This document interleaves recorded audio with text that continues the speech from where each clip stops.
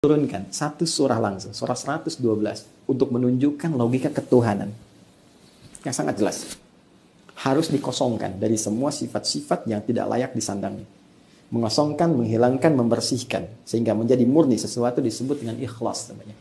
Ya, sehingga ada ikhlas dalam Islam, maksudnya menghilangkan segala hal yang tidak ada kaitan dengan amalan kita. Dalam konteks ketuhanan, hilangkan semua sifat-sifat keadaan yang tidak layak disandang Tuhan. Hilangkan, tepikan, tanggalkan. Akhlasa yukhlisu ikhlas. Maka turun surah Al-Ikhlas. Kul, katakan, huwa, yang dipertuhankan itu, Rabb itu, Allah. Sifatnya ahad. Bahkan namanya pun spesifik, Allah.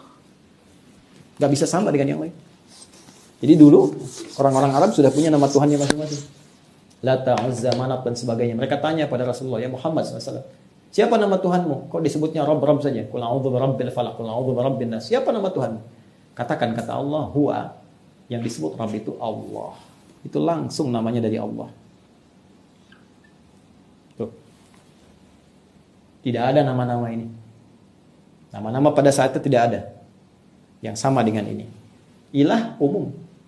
Alihah umum, tapi Allah hanya menunjuk kepada Tuhan yang disampaikan langsung oleh Allah lewat Al-Quran. Nama spesifik. Ahad. Bahkan namanya pun bukan sekedar sifatnya, bukan sekedar nilai ketuhanannya, namanya punya sifat ahad. Ahad itu satu-satunya yang tidak ada dua, tidak ada tiga.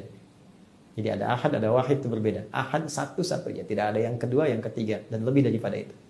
Bahkan namanya pun sifatnya ahad, hanya satu ini. Bahkan kalau dihilangkan setiap hurufnya, hanya akan kembali kepada yang satu ini. Cek. Ini nama Tuhan ya. Namanya pun beda dengan makhluk. Punya sifat yang beda. Baru dari namanya saja. Hapus satu.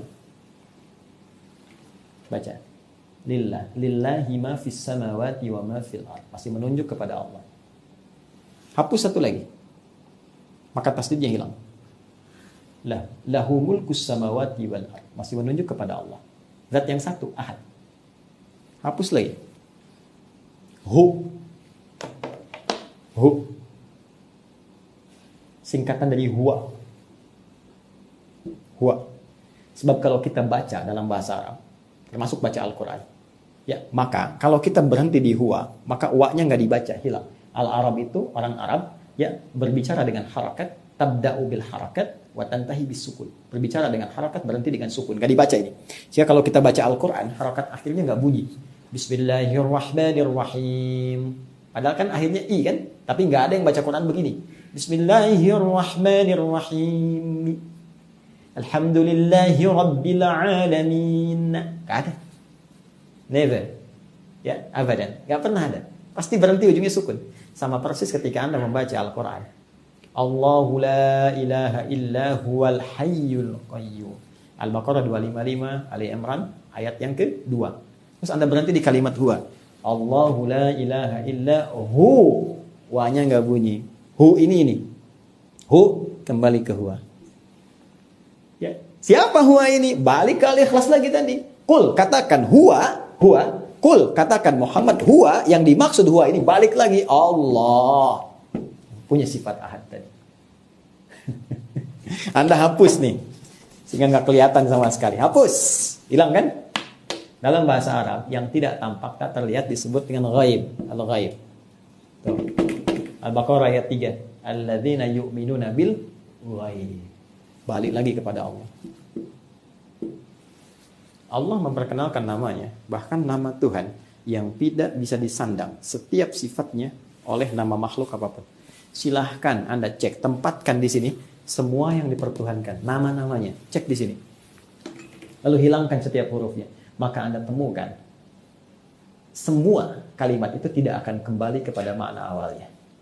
Ya, saya nggak akan tuliskan, Anda saja yang mengecek. Teman-teman non-muslim juga boleh membandingkannya sebagai referensi kajian. Ya, kajian. Tidak ada masalah. Saya tidak berusaha untuk menyoal berbagai hal. Kita hanya mendudukan persoalan sebagai nilai ilmiah untuk dikaji.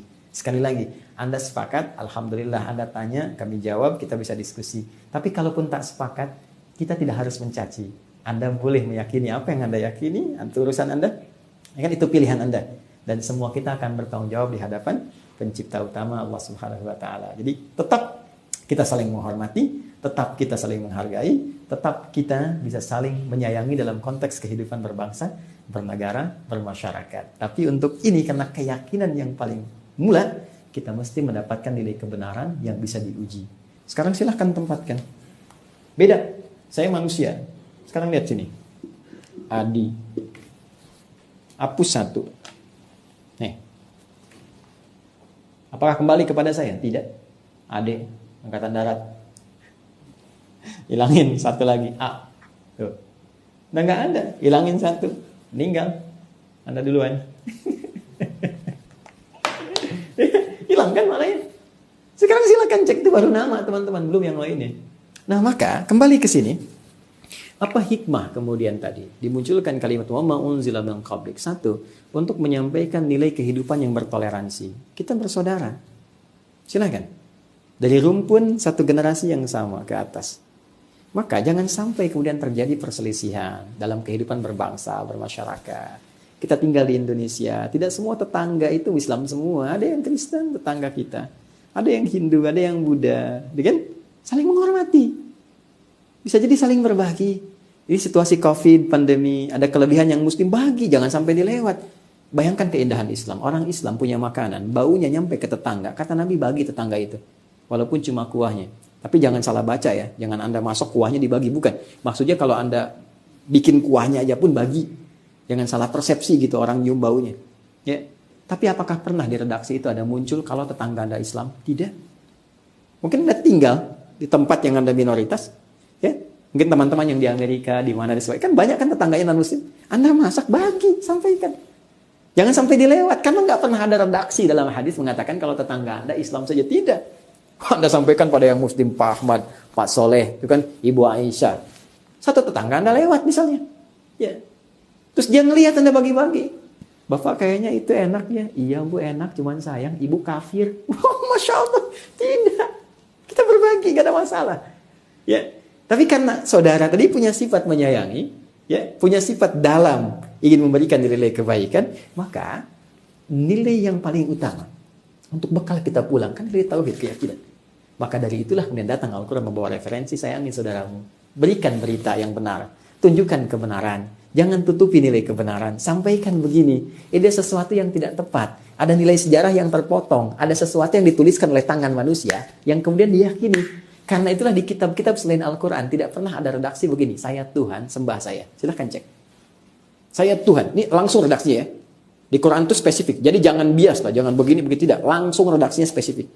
Al-Quran jelas mengatakan, Quran surah ke-20, Toha, ayat 14. Allah, pede langsung, mengatakan, yakin betul, kalimat tegas.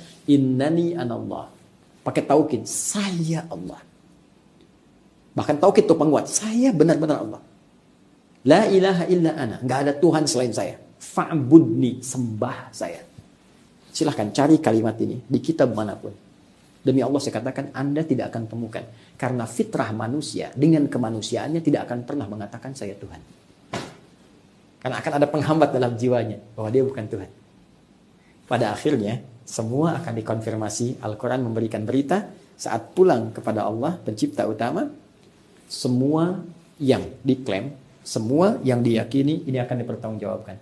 Sampai Nabi Isa akan ditanya, apakah benar engkau menganggap menjadikan dirimu Tuhan supaya disembah bersama ibumu? Nanti akan ada pembuktian. Demikian juga pada yang lain-lainnya, demikian juga pada semua kehidupan kita. Karena itu, tetap walaupun ini disampaikan, Al-Quran tetap memberikan toleransi yang dalam sampai mengatakan, La ikraha fid din. Quran surah kedua ayat 256. Tidak boleh ada pemaksaan. Paksaan dalam peluk keyakinan yang benar. Ad-din. Yang dimaksud din Islam. Quran surah ketiga ayat 19. Inna dina indallahil Islam. Tidak boleh ada paksaan dalam berislam. Jadi kalaupun ini disampaikan, ini mutlak. Ini murni, pure. Sebagai referensi informasi yang benar untuk dikaji secara ilmiah. Baik oleh logika atau sumber dari nilai-nilai wahyu yang bisa dilacak kebenarannya dan bisa diteliti. Anda yakin? Silahkan berislam. Kalau belum yakin, silahkan banyak belajar. Dan Anda bisa memilih apa yang Anda yakini. Dan setiap kita akan bertanggung jawab. Objektif kan? Fair kan?